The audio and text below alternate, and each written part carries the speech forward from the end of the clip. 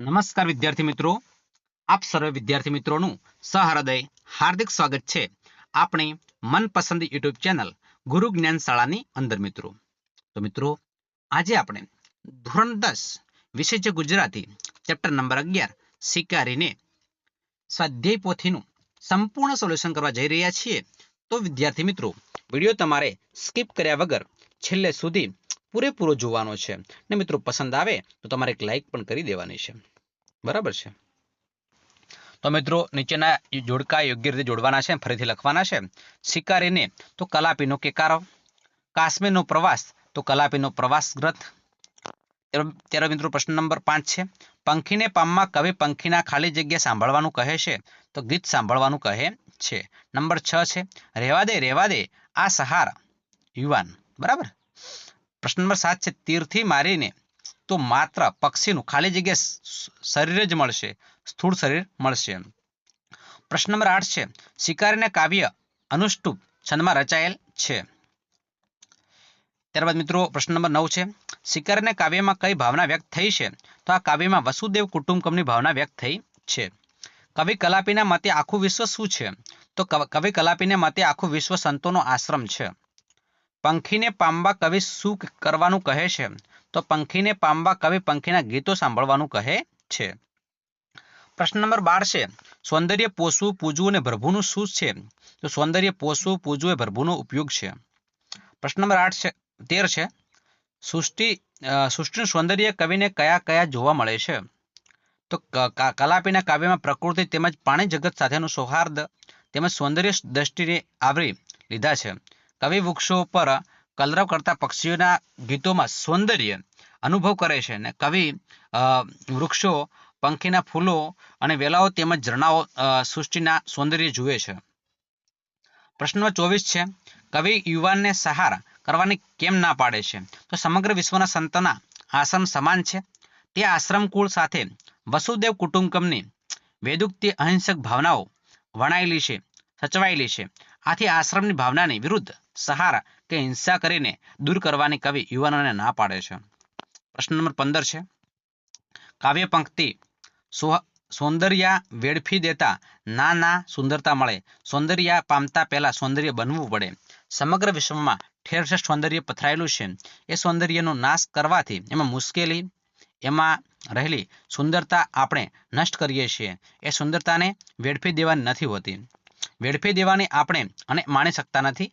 આપણે એને મન ભરીને માણવી જોઈએ અને એ માટે તો સૌથી પહેલા આપણે સૌંદર્ય દ્રષ્ટિ કેળવવી પડે. આપણે સ્વયં સુંદર બનવું પડે. પ્રશ્ન નંબર 16 છે. શિકારીને કાવ્યમાં કેન્દ્રવર્તી વિચાર સ્પષ્ટ કરવાનો છે. બરાબર છે? તો મિત્રો તમે જોઈ શકો છો, અહીંયા મેં સ્પષ્ટ લખેલું છે, તમારે અચૂક મિત્રો વાંચી લેવાનું છે.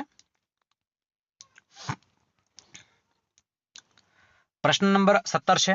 શિકારીને કાવ્યના પ્રકૃતિ જગત પ્રાણી જગતનું સૌહાર્દ કઈ રીતે રજૂ કરે છે તો એ માટે પણ મિત્રો અહીંયા પ્રશ્ન મેં વ્યવસ્થિત રીતે લખેલો છે. બરાબર છે? તમારે મિત્રો અચૂક વાંચી લેવાનો છે. બરાબર છે ને? કોઈ વસ્તુ તમને સમજણ ન પડે તો મિત્રો કોમેન્ટ બોક્સમાં કોમેન્ટ કરી દેવાની રહેશે. બરાબર. વ્યાકરણ આપણે ચર્ચા કરીશું. વિભાગ સીમાં વ્યાકરણ આવે છે. સુંદર, તો સુંદર મિત્રો કઈ રીતે લખાશે? ફૂદડું છે, ફૂદડું કઈ રીતે લખાશે? અને વિશ્વ મિત્રો કઈ રીતે લખાશે? એના પર સાચી સંધિ જોડવાની છે. વિ વત્તા અર્થ છે. પોષણનો પોષ વત્તા અંત છે. નિર્દયનો એટલે નિર વત્તા દય આવશે. દસ્તી એટલે દસ્તી, 10 વત્તા તી એટલે વિ વત્તા અર્થ એટલે વ્યર્થ થશે. સમ વત્તા એટલે સંહાર થશે. કુર દ્રષ્ટિ મિત્રો કર્મધારય છે અને ઉપભોગ એટલે તત્પુરુષ છે. સૌંદર્ય ખેલવું એ તો ભરભૂનો ઉપયોગ છે, રૂપક અલંકાર છે. પંખીડા, ફૂલડા, રોડા, લતા, આ ઝરણા, તરુ શબ્દાનુપ્રાસ અલંકાર છે. પ્રશ્ન નંબર 22 છે. પ્રત્યય. સુંદરતા તો પર પ્રત્યય છે, કુર્તા એટલે પર પ્રત્યય છે અને ઉપયોગ એટલે પૂર્વ પ્રત્યય છે. સામાન્ય શબ્દ શોધીને લખો. આદ્રતા વિનાશ છે, તરુ એટલે છોડ છે. લતા મિત્રો એક વેલ છે. ખગ એક પક્ષી છે. ફૂલ એક કુસુમ છે. તીર એક સર છે. મિત્રો પ્રશ્ન 22 છે. સુંદરતા એક ભાવવાચક છે. સંત એક જાતિવાચક છે. જાડ એ જાતિવાચક છે. આશ્રમ એ જાતિવાચક છે. રૂઢિપ્રયોગનો અર્થ જણાવો. આદ્રતા છવાઈ જવી, ખૂબ ભીંજાઈ જવું. વિરુદ્ધ શબ્દ છે વ્યર્થ એટલે સાર્થ છે. આદ્રતા એટલે શુષ્કતા છે. ઉપયોગ એટલે નિરુપયોગ છે. સહાર એટલે સર્જન છે. પોસવું એટલે મારવું છે, સ્થૂળ એટલે સૂક્ષ્મ છે, શિષ્ટ રૂપ આપો, તને એટલે તને, મથવું એટલે પ્રયત્ન, રૂડું એટલે સારું અને ઘટે એટલે શોભે. પ્રશ્ન નંબર 28 નો એક છે, વિશેષણ શોધી તેનો પ્રકાર જણાવવાનો છે. ઘટેના કુર દ્રષ્ટિ ત્યાં વિશ્વ સૌંદર્ય કુમળું. કુર એટલે ગુણવાચક છે. પ્રશ્ન નંબર 1 છે, સૌંદર્ય પામતા પહેલા સૌંદર્ય બનવું પડે. પહેલા એટલે સમયવાચક છે. પક્ષીને પામવાને તો છાનો સુસુણ ગતિને. છાનો એટલે રીતિવાચક છે ને વ્યર્થ એટલે રીતિવાચક છે. મિત્રો અહીંયા આશ્રમની સંધિ છૂટી કરવાની છે. સ્વર વ્યંજન આ વત્તા સ વત્તા ર વત્તા અ વત્તા મ વત્તા અ. મિત્રો જે વ્યંજન હોય એને ખોડા તમારે કરી દેવાના છે. સૌંદર્ય સ વત્તા ઔ વત્તા ન વત્તા દ વત્તા અ વત્તા ર વત્તા ય વત્તા અ. સહાર સ વત્તા અ વત્તા ન વત્તા હ વત્તા આ વત્તા ર વત્તા અ. પક્ષી પ વત્તા અ વત્તા ક વત્તા સ વત્તા ઈ. દ્રષ્ટિ દ વત્તા અ વત્તા ર વત્તા સ વત્તા ટ વત્તા ઈ. સૌંદર્ય વેડફી દેતા નાના સુંદરતા મળે. સૌંદર્ય પામતા પહેલા સૌંદર્ય બનવું પડે. અનુષ્ટુપ છંદ છે. અનુષ્ટુપ છંદની વાત કરીએ તો અક્ષર છે 32 છે. યતિ મિત્રો વાત કરીએ તો યતિ ચરણના અંતે આવે છે. બંધારણની વાત કરીએ તો પ્રથમ અને ત્રીજા ચરણોમાં 5, 6 અને 7મો આવે છે. બરાબર, છંદ તમારે જોવાના છે.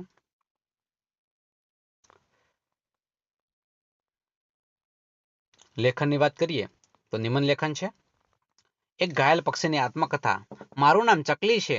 હું આકાશમાં ઉડીને સ્વતંત્ર જીવન જીવતી હતી અને દર સવારના સૂર્યકિરણો સાથે હું મારી મીઠી ચખાટની દુનિયાને જગાડતી હતી. એક દિવસ હું દાણા શોધવા માટે નજીકના ખેતરમાં ગઈ. ત્યાં અચાનક એક જોરદાર અવાજ આવ્યો અને કંઈ કઠોર વસ્તુ મારી પાંખને લાગી ને હું પટકાઈ ગઈ. ને પાંખમાંથી લોહી વહેતું હતું અને ઉડવાની શક્તિ પણ રહી ન હતી. મને બહુ ભય લાગ્યો કે કદાચ હું ફરી ક્યારેય આકાશમાં ઉડી શકીશ નહીં.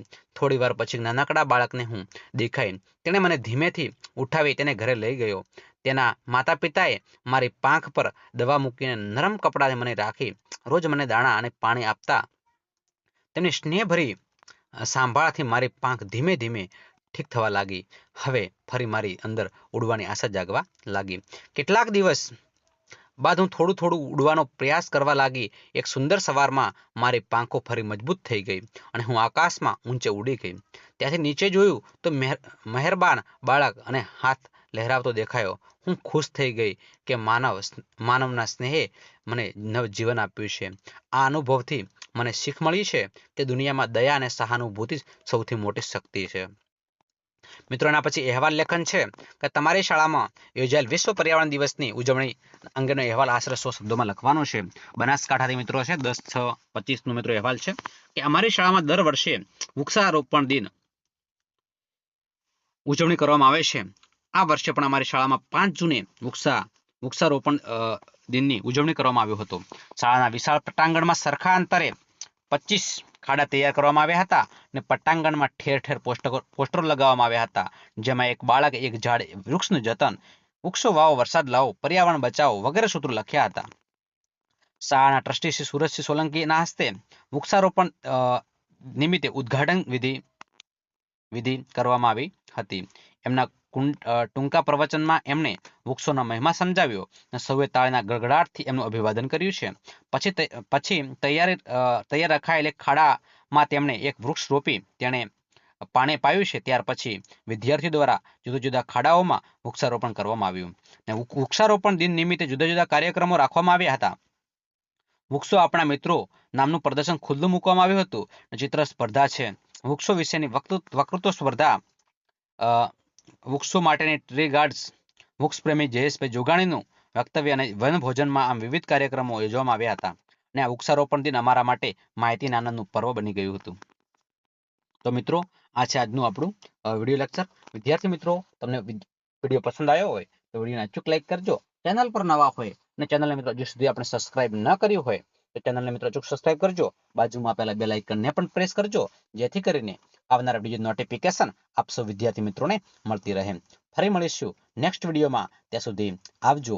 જય હિન્દ, જય ભારત.